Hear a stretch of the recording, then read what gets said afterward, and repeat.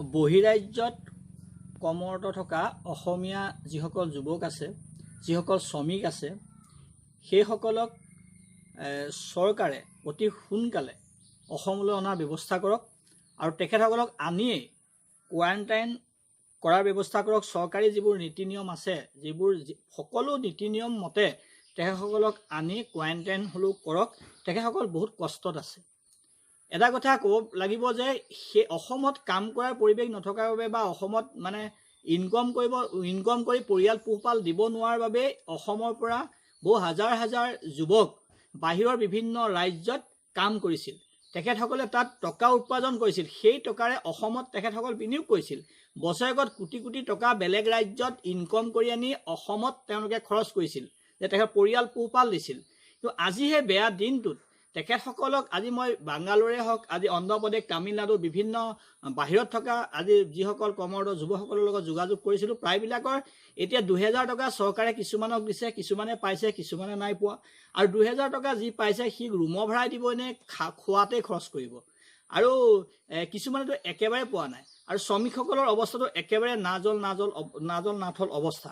এনে এক পৰিৱেশত আমি এটা চৰকাৰখনক অনুৰোধ জনাম যে তেখেতসকলক অসমলৈ আনক, আৰু যদি অসমলৈ অনাত কিবা সমস্যা আছে তেতিয়াহ'লে য'তেই আছে তাতেই তেখেতসকলক জীয়াই থাকিবলৈ যিকেইটা সুবিধা লাগে, যিকেইটা পুঁজি দৰকাৰ, অসম এছ'চিয়েশ্যনৰ জৰিয়তে হওক বা যেনেধৰণেই পাৰে তেখেতসকলক ডাইৰেক্ট দিয়াৰ এটা ব্যৱস্থা কৰক। নহ'লে তেওঁলোকে আজি অলপ দেৰি আগত মই এটা তামিলনাডুৰ এটা ল'ৰাৰ ভিডিঅ' চাইছোঁ যে খাবলৈ নাপায়, সি চটফটাই আছে ৰুমত, ছ'চিয়েল মিডিয়াতে পাইছোঁ।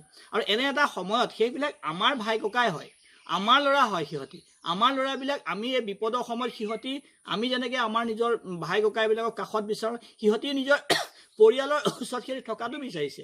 কিন্তু যদিও এতিয়া তেখেতসকলক আমি সন্দেহ কৰিছোঁ যে তেখেতসকলৰ গাত কৰোণা ভাইৰাছ আহিব পাৰে বা অসমত এটা বেয়া পৰিৱেশ হ'ব পাৰে, ঠিক আছে, তেখেতসকলক আনি ডাইৰেক্ট কোৱাৰেণ্টাইন কৰক, কোৱাৰেণ্টাইন চেণ্টাৰত তেখেতসকলক ভৰ্তি কৰক।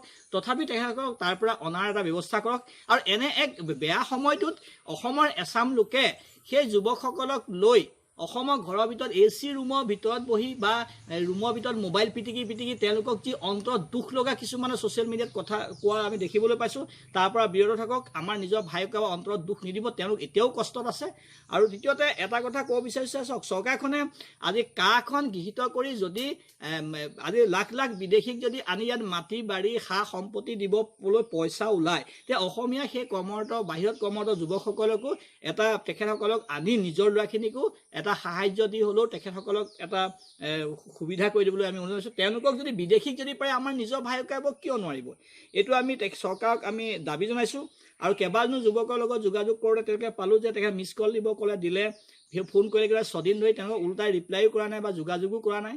আচলতে এই বিষয়টোক লৈ এটা ৰাজনীতি হ'ব নালাগে। আৰু সকলোৱে এটা কথা মনত ৰখাটো ভাল যে সেইসকল ল'ৰাই কিন্তু বাহিৰত কাম কৰি কোটি কোটি টকা বছৰেকত উপাৰ্জন কৰি আজি অসমত তেখেতসকল খৰচ কৰিছিলে। তেখেতসকল এটা এলেহুৱা ল'ৰা নহয়, কাম কৰা ল'ৰা। আমি ভাবোঁ পৰৱৰ্তী সময়ত সেই আজি যিসকল যুৱক বাহিৰত আছে, এই ভিডিঅ'ৰ জৰিয়তে তেখেতসকলে য'তে আছে ভালকৈ থাকক।